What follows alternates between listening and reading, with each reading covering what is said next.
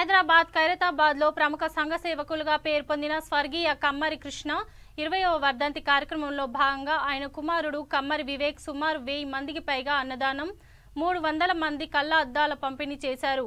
కమ్మరి కృష్ణ కుల మతాలకు అతీతంగా పేద ప్రజలకు ఎన్నో సేవలు చేశారని ఆయనను స్ఫూర్తిగా తీసుకుని మరిన్ని కార్యక్రమాలు చేస్తామని వివేక్ పేర్కొన్నారు.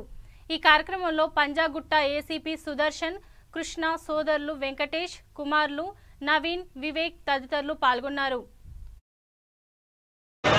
हिंदू मुस्लिमों के हाथ को बरकरार रखने के लिए कम्मर कृष्ण निवेदन करते हैं कि अन्नदान के अंदर शामिल हुए।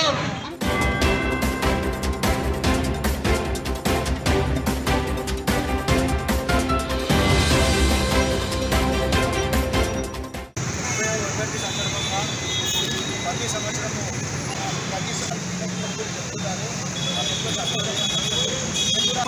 సంవత్సరాలు వచ్చింది. నా పేరు కమ్మరి వెంకటేష్. మా అన్నగారు ఇక్కడ కళ్ళ పంపిణీ మరియు అన్నదాన కార్యక్రమము 1000 మంది 1200 మందికి అన్నదాన కార్యక్రమం ప్రతి సంవత్సరము ఈ కమ్మరి కృష్ణ చౌరస్తా వద్దలోని అన్నదాన కార్యక్రమం ఎప్పుడు జరుపుతూ ఉంటాము. దానికి ముఖ్యంగా ఏంటంటే కమ్మరి కృష్ణ గారు చేసిన సేవలు